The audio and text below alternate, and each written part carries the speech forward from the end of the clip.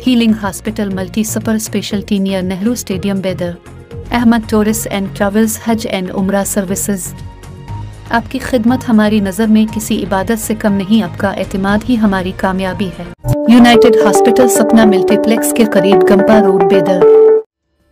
बीते दिनों एनसीपी नेता बाबा सिद्दीकी की हत्या से मुंबई ही नहीं बल्कि पूरा देश सकते में है। इस हत्याकांड ने कई सवाल खड़े कर दिए हैं। मुंबई ने दशकों तक खूनी खेल का दंश झेला है। अब महाराष्ट्र में लॉरेंस बिश्नोई गैंग की एंट्री ने लोगों को सोचने पर मजबूर कर दिया है कि वो महाराष्ट्र को क्यों निशाना बनाना चाह रहा है। वहीं इसके साथ ही क्या मुंबई की सड़कों पर 1990 के दशक में हुए खूनी गैंगवार और मुठभेड़ों की वापसी होगी। एनसीपी नेता बाबा सिद्दीकी की उनके बेटे के ऑफिस के बाहर शनिवार को गोली मारकर हत्या कर दी गई थी। सियासत के साथ डी रियल एस्टेट में उनका बड़ा नाम था। भव्य इफ्तार पार्टियों की मेजबानी के लिए वो प्रसिद्ध थे। उनकी हत्या की जिम्मेदारी लॉरेंस बिश्नोई गैंग ने ली है, मगर कई लोगों का मानना है कि इस कहानी में कुछ और भी है। अंडरवर्ल्ड और इसके कुख्यात गैंगस्टर से मुंबई का पुराना नाता रहा है। देश की आर्थिक राजधानी और सपनों का ये शहर न केवल आम लोगों बल्कि हाजी मस्तान, करीम लाला, वरदराजन मुदलियार और अरुण गवली जैसे कुख्यात डॉन का भी घर रहा है। इसकी सड़कों पर दाऊद इब्राहिम, छोटा शकील, अबू सलेम और छोटा राजन जैसे डॉन के खूनी गैंगवार देखे गए हैं।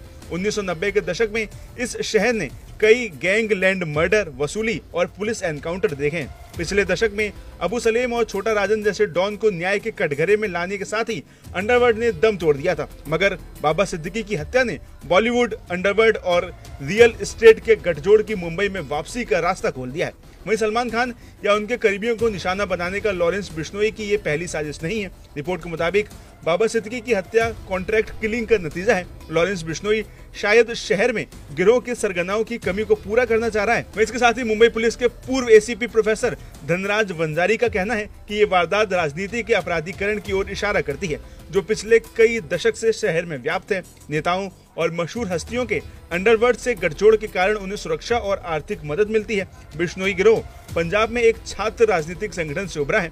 वहीं इसी के साथ इस गिरोह के दुनिया भर के 7 देशों में ठिकाने हैं। आमतौर पर इन गिरोहों को स्थानीय पुलिस के संरक्षण की जरूरत होती है और कई बार संरक्षण मिलता भी है। इसकी गवाह कई पुरानी घटनाएं भी हैं। वहीं इसके बाद अब जब मुंबई पुलिस रेड अलर्ट पर है, तो क्या बिश्नोई गिरोह यहां घुसकर अपनी स्थिति मजबूत कर पाएगा? ये बड़ा सवाल है।